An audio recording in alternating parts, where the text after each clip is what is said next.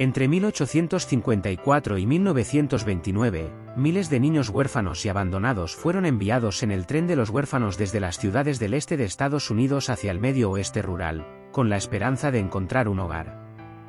Inspirada en este hecho real, esta historia nos recuerda que, aunque el destino parecía incierto para muchos de estos niños, Dios ya había trazado un camino para Mateo y Elena ellos.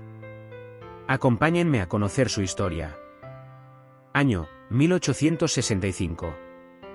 La Guerra Civil de los Estados Unidos llegaba a su fin, dejando a miles de familias rotas. En una pequeña casa de Nueva York, la familia Mendoza vivía una rutina sencilla pero llena de vida. Julián, el padre, trabajaba como obrero en el puerto, mientras su esposa Isabel se encargaba de mantener el hogar en orden. Sus hijos, Mateo, 12 años, y Elena, 8 años, compartían tardes de juego entre libros y recortes de papel, en un hogar que, aunque humilde, rebosaba calidez. La Biblia, una edición antigua con tapas gastadas y letras doradas medio borradas, siempre estuvo en la sala sobre la repisa. No era más que una decoración, un objeto que permanecía ahí desde hacía generaciones sin que nadie le prestara demasiada atención. A veces, Isabel la desempolvaba, acomodándola junto a una pequeña vela. Para los niños, era simplemente ese libro viejo que formaba parte del hogar, pero sin significado real para ellos. Cuando Julián fue reclutado para la guerra, todo cambió. La familia pasó de risas a silencios pesados, de tardes despreocupadas a largas noches de incertidumbre. Al principio, llegaban cartas con relatos de batalla, con promesas de que volvería pronto. Luego, el papel dejó de llegar, y la esperanza se convirtió en angustia.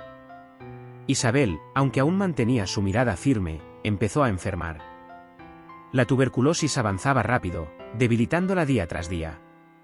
Cuando comprendió que no le quedaba mucho tiempo, tomó la decisión más difícil de su vida.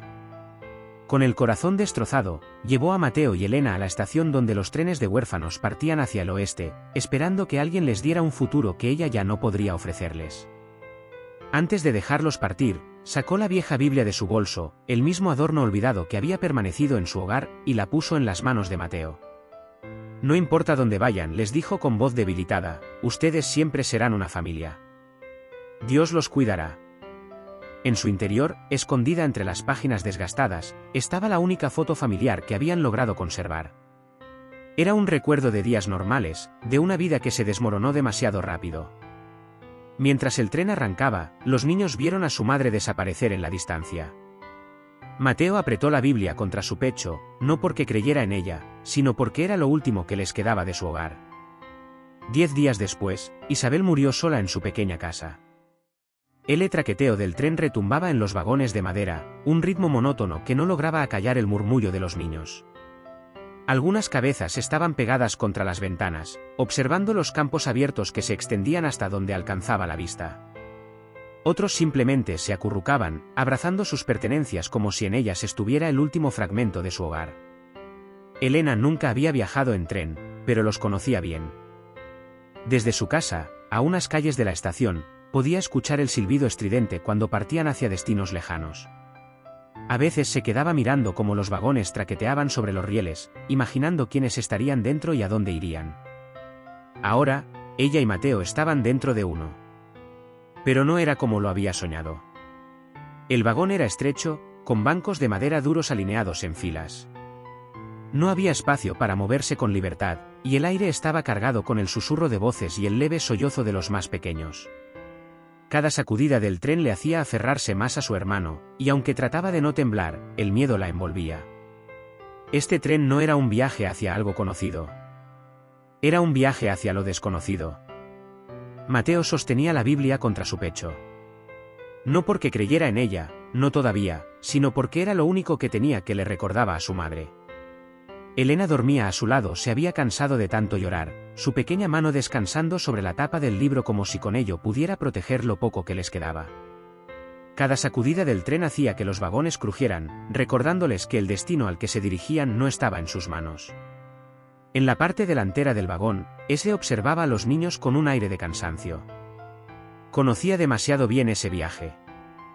Lo había organizado docenas de veces, viendo a cientos de niños subir al tren con miedo en los ojos y bajar con esperanzas inciertas.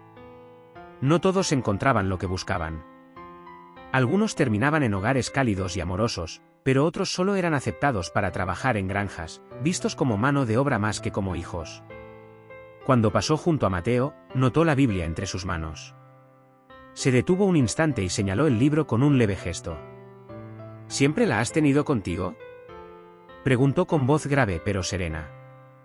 Mateo no respondió de inmediato. Se limitó a apretar la tapa con más fuerza. No quería hablar con nadie. No quería confiar en nadie. Pero la mirada del hombre no parecía dura, ni inquisitiva. Solo cansada. Era de mi mamá, murmuró finalmente. Ese asintió lentamente y se arrodilló un poco para estar a su altura. Una madre nunca deja de estar contigo, hijo. Ni siquiera cuando ya no puedes verla. Mateo sintió un nudo en la garganta. No quería llorar. No frente a un desconocido. Pero algo en las palabras de ese tocó una herida que ni siquiera él sabía cómo expresar. Dios te pone en caminos extraños, continuó ese. Y a veces lo último que uno quiere es seguir adelante. Pero lo más importante no es de dónde vienes, Mateo. Es a dónde vas. Por primera vez en días, Mateo soltó la Biblia y miró a ese a los ojos. ¿A dónde iba realmente? ¿Sería la promesa de su madre cierta? ¿Encontraría un hogar? El tren siguió su marcha, avanzando hacia lo desconocido, mientras la voz de Esle permanecía en su mente. El tren se detuvo con un chirrido de metal contra metal. Los niños dentro de los vagones sintieron el impacto leve, pero para Mateo y Elena, el sonido marcaba el inicio de una nueva incertidumbre. La primera parada. A través de las pequeñas ventanas del vagón, los niños podían ver a familias reunidas en la plataforma, esperando para elegir. El aire en la estación se sentía pesado, cargado de incertidumbre. Mateo y Elena seguían pegados el uno al otro, observando el desfile de adultos que los analizaban como si fueran objetos en exhibición. Pero no todos los niños compartían su ansiedad en silencio. Sentado en el borde del vagón, con los brazos cruzados y una expresión de absoluto desprecio, Charlie, un chico de unos 13 años, hablaba con voz alta y sarcástica. Su tono no era de miedo, sino de desafío, como si estuviera decidido a demostrar que él no tenía miedo de nada. ¿Saben lo que pasó en la última estación?, dijo, dirigiéndose a nadie en particular, pero asegurándose de que todos lo escucharan. A Billy lo agarró un tipo con manos de piedra, como las de los carniceros. Le hizo abrir la boca para ver sus dientes, como si fuera un caballo. Y a Tomás, él ni siquiera tuvo oportunidad de hablar, lo subieron a un carruaje y desapareció en menos de un minuto. Algunos niños se estremecieron con sus palabras. Elena apretó la manga de Mateo más fuerte. Y lo peor, Charlie bajó la voz, como si estuviera compartiendo un secreto. Es que algunos nunca los vuelves a ver. ¿Saben por qué? Porque no los adoptan para ser hijos. Los quieren para trabajar. Para lavar ropa. Para cavar la tierra en el frío. Mateo sintió que su pulso se aceleraba. ¿Sería cierto? Había oído rumores entre los otros niños, pero nunca había querido creerlo. ¿Y si los separaban? ¿Y si a Elena la llevaban con alguien cruel? Pero había algo más en Charlie, algo debajo de su dureza. Detrás de sus historias terribles había otra verdad, él seguía aquí. No había sido elegido. Nunca lo elegían. Ese, que había estado observando, cruzó los brazos y miró a Charlie con calma. Siempre tienes muchas historias, ¿verdad, muchacho? Charlie levantó la barbilla, con aire desafiante. Solo digo la verdad. Charlie, por más historias que contara, aún esperaba que alguien, alguna vez, lo eligiera. Ese entró en el vagón con su paso firme y su rostro inexpresivo. Había pasado por este proceso tantas veces que casi podía anticipar las emociones de los niños. Miedo. Esperanza. Confusión. Se aclaró la garganta y, sin rodeos, habló. Escuchen bien. Van a bajar en grupos. Habrá familias esperándolos, observándolos, haciéndoles preguntas. Algunas les ofrecerán un hogar, otras no. Deben mostrarse fuertes, atentos. El tono de su voz era claro, pero no cruel. Era realista. Mateo apretó la Biblia contra su pecho. ¿Fuertes? ¿Cómo podía alguien ser fuerte en un momento como este? Miró a Elena. Su hermana no decía nada, pero sus ojos, grandes y llenos de incertidumbre, hablaban por ella. Cuando los niños fueron llevados fuera del vagón, la plataforma se convirtió en un mar de voces y miradas evaluadoras. La inspección había comenzado. Mateo sintió un escalofrío recorrerle la espalda cuando vio cómo algunas familias señalaban a niños individualmente. La peor posibilidad golpeó su mente con fuerza, ¿y si alguien quería solo a Elena? ¿Y si alguien se llevaba a Mateo y dejaba atrás a su hermana? Sin pensarlo, se acercó más a Elena, colocando su brazo sobre sus hombros como si con ello pudiera mantenerla a su lado. Elena se pegó a su hermano de inmediato, su pequeña mano aferrándose con fuerza a la manga de su camisa. No necesitaban palabras. Ambos sabían que no podían separarse. Demasiado pequeña, murmuró una mujer, observando a Elena. Parece fuerte, comentó un hombre al ver a Mateo. Entre la multitud de posibles adoptantes había una mujer que destacaba, no por su amabilidad, sino por la determinación implacable con la que miraba a Elena. Alta, de rostro severo, vestida de negro con guantes impecables. A su lado, 3 niñas bien arregladas la observaban en silencio, con una obediencia casi mecánica. Esa niña. La voz de la mujer cortó el aire como una navaja. Esa niña es perfecta. Mateo sintió que sus músculos se tensaban. ¿Por qué solo Elena?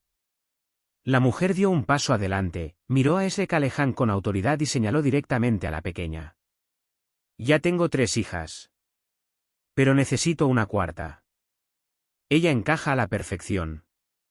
Elena miró a Mateo con pánico en los ojos. No, no, no. Son hermanos, intentó decir Esre, con un tono que buscaba apaciguar la tensión. No me importa. La mujer no apartó la mirada de Elena. La cuidaré, la vestiré bien, tendrá educación. Es más, de lo que tendrán aquí. Mateo sintió que el aire se volvió pesado, como si alguien le estuviera oprimiendo el pecho. No podía perderla. No aquí. No ahora. Antes de que pudiera reaccionar, Elena comenzó a sollozar, aferrándose a Mateo con desesperación. No. Mateo, no me dejes. El sonido de su llanto rompió el momento. Los niños alrededor se quedaron en silencio, y la propia mujer pareció sorprendida por la intensidad del miedo de la pequeña. ¿Acaso nunca había visto a alguien luchar así por no irse con ella? Mateo no dudó. Se aferró a Elena con fuerza, alzando la voz como nunca antes lo había hecho. Nos quedamos juntos. No voy a dejarla ir. La mujer, con el rostro endurecido, apretó los labios. Por un instante, pareció debatirse entre insistir o retirarse. Ese la observaba sin intervenir, esperando ver cuál sería su siguiente movimiento. Finalmente, la mujer se dio la vuelta con furia contenida. Bien. Pero cuando crezcan, ninguno tendrá nada. Ningún hogar, ninguna oportunidad. Y entonces desearán haberme escuchado. Las palabras quedaron flotando en el aire, como una amenaza que no necesitaba elevar el tono para sentirse real. Mateo sintió su cuerpo temblar, pero no por miedo a sus palabras, sino por la posibilidad que ella había representado. La posibilidad de que realmente los separaran. Mientras la mujer se alejaba, Elena enterró el rostro en el pecho de su hermano. No me dejes nunca, Mateo.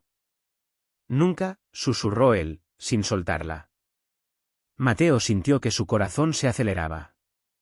Somos hermanos. No nos separen. Esre, parado a unos metros, observó la escena. Había visto demasiados niños separados. Demasiados llantos y despedidas forzadas. Tal vez no podía cambiar el destino de cada niño, pero algo en la forma en que Mateo protegía a su hermana lo hizo intervenir. Son inseparables, dijo con voz firme. Una advertencia, un dato, quizás un intento de cambiar la historia. Mateo miró a Esre con gratitud silenciosa. Tal vez este hombre entendía lo que significaba perderlo todo.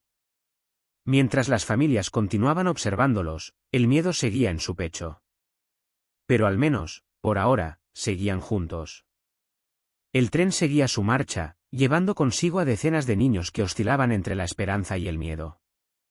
Entre ellos, dos figuras trabajaban incansablemente para ofrecer pequeños momentos de consuelo, Siria y René. Siria, la cocinera, tenía manos rápidas y firmes, acostumbradas a preparar alimentos en espacios reducidos y con lo poco que tenía. Su corazón era más grande de lo que podía permitirse demostrar, preocupada por los niños, intentaba ofrecer algo de calor en cada plato que servía. Pero nunca era suficiente. Había visto demasiadas lágrimas, escuchado demasiados sollozos en la oscuridad del vagón. Consolar a los niños la había desgastado más de lo que creía. Y aunque su voz era suave y su sonrisa sincera, cada día le pesaba más la tristeza que llevaba el tren consigo. René, su esposo, era ayudante de Esre, encargado de mantener el orden y atender lo que hiciera falta dentro del vagón. Joven, sonriente, de pocas palabras, pero con un gesto atento para cada niño que pasaba por su lado. No tenía el poder de cambiar su destino ni de evitarles la incertidumbre, pero podía al menos estar presente, asegurarse de que el agua no faltara y que nadie se quedara completamente solo en medio de la angustia. Cuando Siria servía la comida, pan y sopa caliente, lo poco que había, René se quedaba cerca, observando en silencio a los niños. No siempre hablaba, pero si veía a alguien demasiado asustado, se aseguraba de que Siria dejara una ración extra o de que una mano firme en el hombro le recordara que, por ahora, todavía estaban aquí. Mateo los observó desde su banco de madera, sintiendo por primera vez que había adultos en el tren que no querían tomar algo de ellos, sino ofrecerles un poco de lo poco que tenían. Cada vez que el tren se detenía en una nueva estación, Mateo y Elena contenían la respiración. No porque fueran especiales. No porque se creyeran distintos a los demás. Sino porque la idea de separarse les resultaba insoportable. El miedo los llevó a pasar desapercibidos, a evitar los ojos inquisitivos de los adultos que buscaban niños. Mientras algunos pequeños intentaban mostrarse fuertes, sonriendo con la esperanza de ser elegidos, Mateo y Elena hacían lo contrario, se encogían, bajaban la mirada, evitaban que los llamaran. Una noche, después de una parada particularmente difícil, contemplaron la idea de huir. Si saltamos antes de la siguiente estación, nos escondemos, podemos quedarnos juntos. Mateo susurró la idea en la oscuridad del vagón, pero la voz temblorosa de Herminia, una niña mayor que ellos, los hizo detenerse. No lo hagan. No hay nada peor que un niño solo en este país. Herminia había estado más tiempo en el tren que muchos de los demás. Ella sabía cosas. Decían que una vez, 3 niños escaparon en un descuido. Nunca los volvieron a ver, y nadie los buscó. Elena apretó la Biblia contra su pecho. No había escapatoria. Mateo pensó entonces en la señora estirada. ¿Había cometido un error? ¿No habría sido mejor asegurar el futuro de Elena? Pero la idea lo atormentaba. Él no quería asegurar el futuro de su hermana sacrificando su propia promesa. El problema era que la posibilidad de que los adoptaran juntos se desvanecía con cada parada. Porque sí, había familias que buscaban hijos. Pero también había otras que buscaban trabajadores. Y los rumores eran fuertes, algunos niños eran adoptados en grupos solo para terminar en granjas, trabajando de sol a sol. Las estaciones seguían pasando, y cada vez que bajaban del tren, el aire se volvía más pesado y era una clara amenaza para ellos. El tren avanzaba sin prisa, como si el tiempo dentro de los vagones se moviera distinto al del mundo exterior. Mateo y Elena ya conocían el ritmo de los días. Las estaciones eran iguales, los adultos observaban, los niños esperaban. Y cada mañana, Ezra los reunía para repetir la misma oración. Gracias, Señor, por este día. Por la vida que nos das, porque somos bendecidos de estar aquí. Por favor, no permitas que enfermemos, multiplica la comida y te pedimos que pronto podamos encontrar un buen hogar. Si no es hoy, mañana será. En el nombre de Jesús, amén.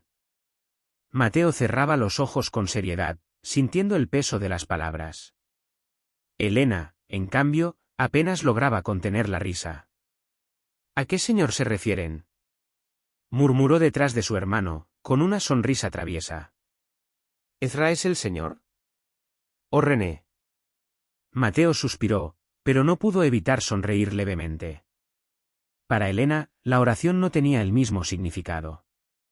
Ezra, que había escuchado el comentario, bajó la cabeza con una leve sonrisa cansada. Sabía que no todos los niños entendían la fe de inmediato. Pero quizás la oración no era tanto sobre comprender, sino sobre sostenerse en algo. Sin darse cuenta, Mateo y Elena empezaron a sentir que el tren era su hogar. Al principio, cada parada era un golpe de incertidumbre, cada inspección de las familias una herida nueva en el corazón. Pero con los días, con las semanas, el traqueteo constante del tren se convirtió en un sonido familiar, algo que los arrullaba en las noches frías. Sabían qué esperar cada mañana. La oración de Ezra, el pan de Siria, la mirada atenta de René. Conocían la forma en que la luz entraba por las ventanas pequeñas, como los bancos de madera se volvían más incómodos a medida que pasaban las horas, como la voz de Charlie siempre llegaba con alguna historia nueva para desafiar el miedo de todos. Más que un refugio físico, el tren se había vuelto un espacio seguro, porque mientras estuvieran en él, seguían juntos. Con el tiempo, Mateo y Elena no solo aprendieron a sobrevivir en el tren, aprendieron a ayudar. Cada vez que nuevos niños subían al vagón, asustados, confundidos, con la mirada perdida, Mateo y Elena estaban ahí. Se acercaban a los más pequeños, les explicaban lo que iba a pasar, les ofrecían la primera muestra de consuelo en medio de lo desconocido. Mateo les decía que comieran, que descansaran, que mantuvieran los ojos abiertos en cada parada.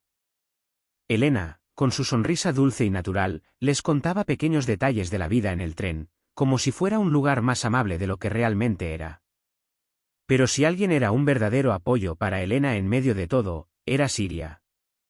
Elena había empezado a seguir a la cocinera por todo el vagón, observando con ojos curiosos cómo preparaba la comida en las condiciones más difíciles. Se había convertido en su sombra, apareciendo cuando Siria servía la sopa, cuando distribuía el pan, cuando daba instrucciones a los niños más pequeños.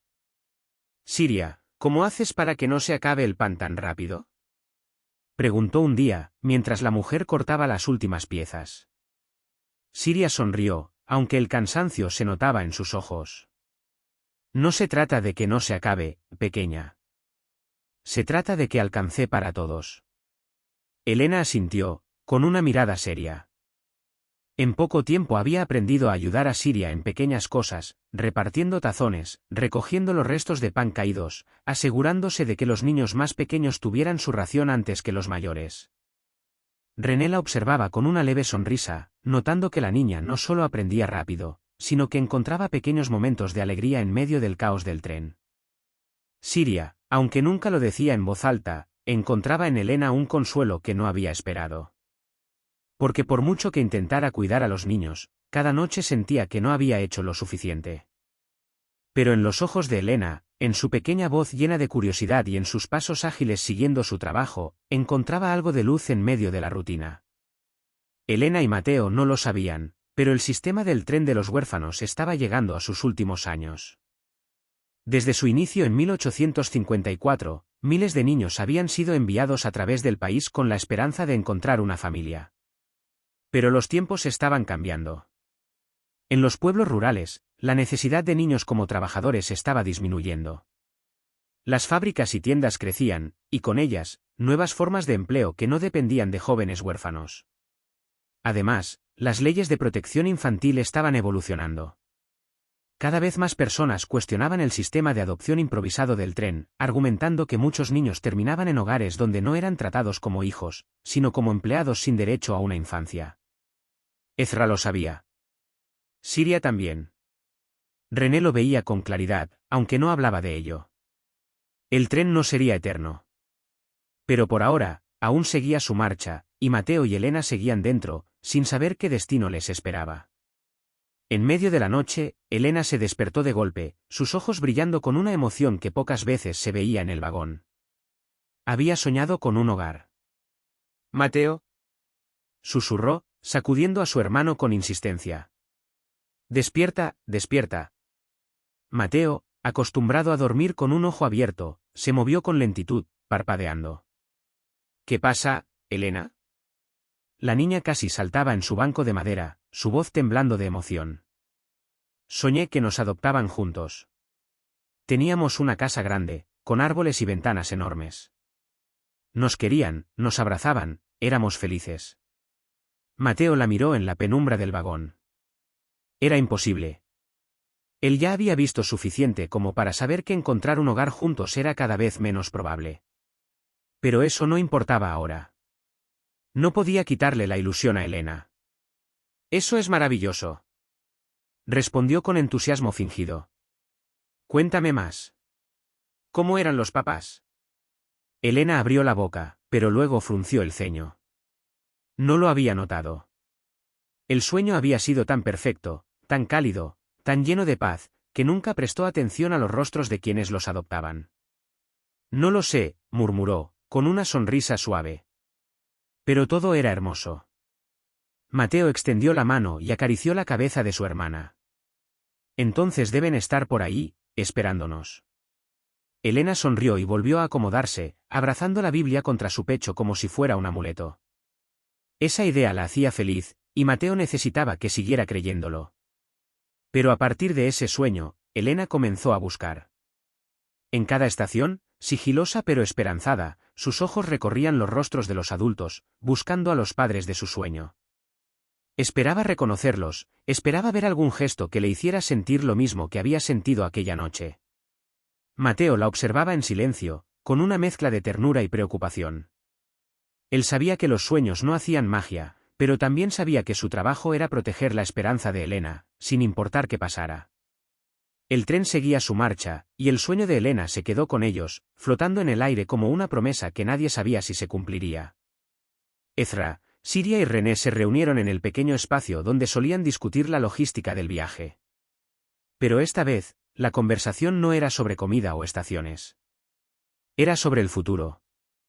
Ya no quedarán más viajes después de este. Ezra habló con el tono de quien ha aceptado una verdad inevitable. El programa terminará. Los niños serán asignados al nuevo sistema. Siria se congeló. Sabía que el tren no duraría para siempre, pero escuchar las palabras como un hecho inminente le golpeó más fuerte de lo que esperaba. ¿Y qué significa eso para ellos?, preguntó René, cruzando los brazos con preocupación. Los que aún estén en el tren serán colocados en el nuevo sistema de adopción, en orfanatos o familias supervisadas, explicó Ezra, con un aire cansado. Ya no habrá trenes. Ya no habrá viajes. Siria sintió un nudo en el pecho. Sus ojos, sin poder evitarlo, pensaron en Mateo y Elena. Elena escuchó las palabras sin querer. El tren se acabaría. El tren que había sido su hogar. Sin esperar más, corrió hacia Mateo, sacudiéndolo con manos temblorosas. Mateo. El tren se va a acabar. Mateo se tensó, sintiendo como su mundo tambaleaba. Habían pasado semanas ajustándose, habían encontrado estabilidad en el movimiento constante, en las estaciones predecibles.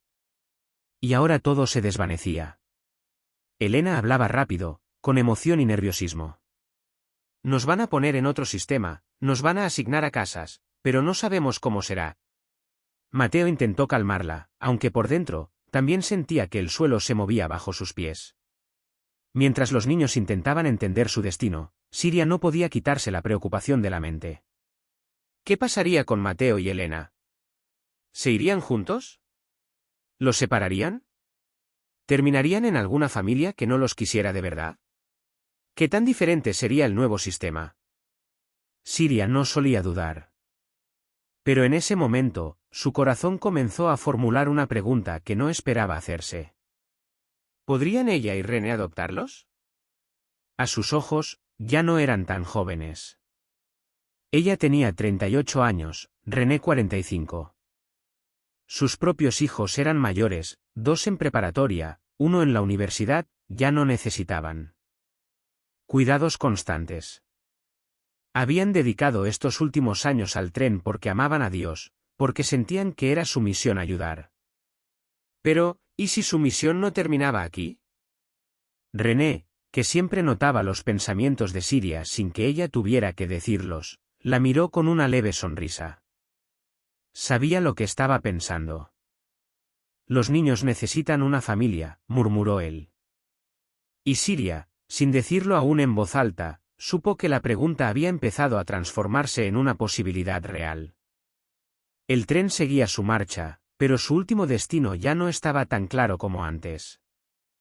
Desde el momento en que Ezra les dijo que el tren llegaba a su fin, Siria no pudo dejar de pensar en Mateo y Elena. Cada vez que veía a la pequeña ayudar en la cocina, con su risa ligera y su mirada despierta, algo dentro de ella se aferraba a la idea de que ese niño y esa niña no deberían terminar en un destino incierto. René la observaba sin decir mucho, pero su mirada hablaba más que cualquier palabra. Sabía que Siria estaba luchando con algo grande.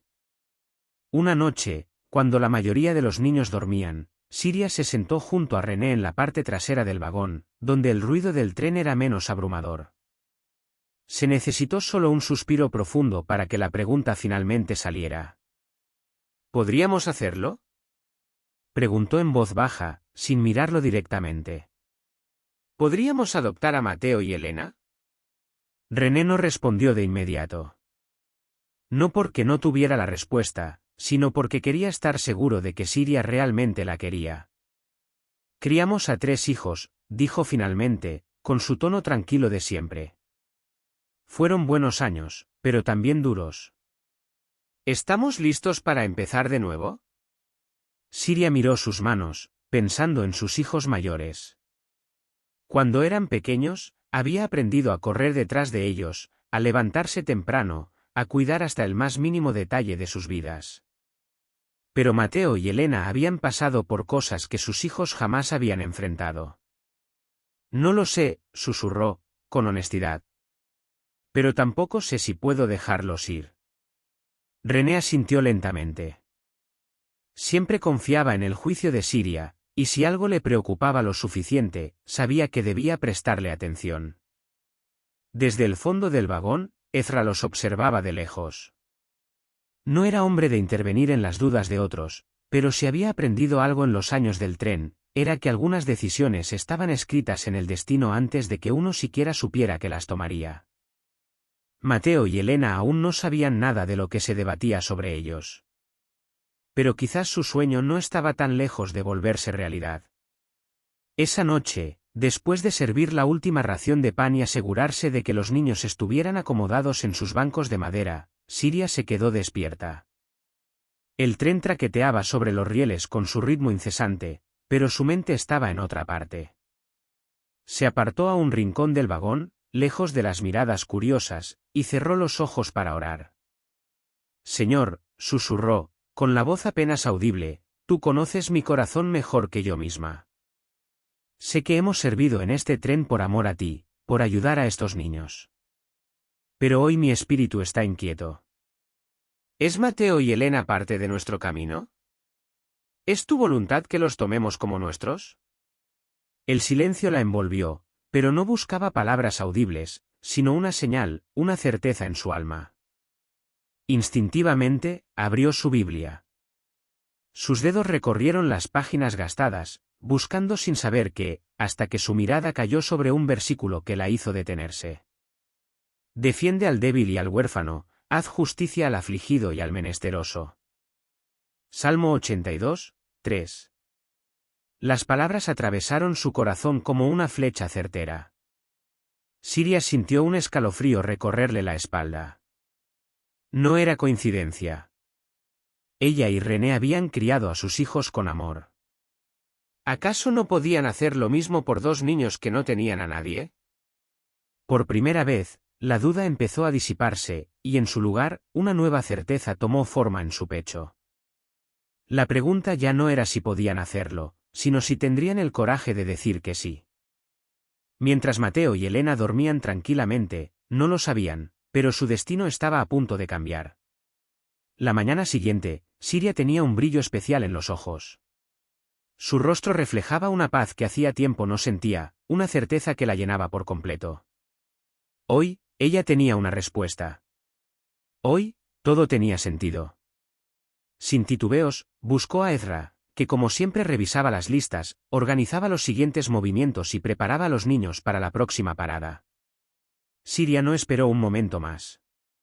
Tenía que decirlo. Mateo y Elena ya tienen un hogar, dijo con firmeza, su voz llena de emoción contenida. Ezra la miró con una expresión de confusión genuina. ¿Cómo puedes estar segura? No sabemos qué familias estarán en la siguiente estación. Todavía no hay garantía de que alguien los adopte juntos. Siria sonrió, porque entendía lo que ese decía.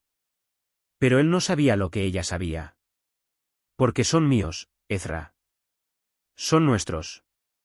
Ezra frunció el ceño levemente, intentando entender. ¿Qué quieres decir? Y Siria, con el corazón acelerado y la convicción firmemente asentada en su pecho, no dudó en decírselo todo. Era la herencia de Dios que faltaba en nuestra familia y ni René ni yo lo sabíamos. Dios nos trajo a todos a este tren para encontrarnos. Al principio lo dudamos, pero Dios me habló y confirmó lo que desde siempre supo mi corazón. Ezra guardó silencio. Siria irradiaba una certeza que no podía cuestionar, y Ezra, que había pasado años viendo adopciones, separaciones, hogares que funcionaban y otros que no, sabía reconocer cuando algo era verdadero. «¿Nuestro hogar será su hogar?», continuó Siria, con emoción. «Dios multiplicará nuestras fuerzas para que seamos los padres que ellos merecen». Ezra respiró profundamente, como si tomara un momento para absorber lo que acababa de escuchar. Luego, por primera vez en mucho tiempo, sonrió con sinceridad. «Entonces, ya está decidido», dijo simplemente. La siguiente estación se acercaba, y René y Siria ya no pudieron contener más la noticia. Era el momento. Cuando el tren se detuvo y los niños bajaron en sus filas ordenadas para enfrentar otra ronda de posibles adoptantes, René tomó a Mateo del hombro y Siria sostuvo la mano de Elena.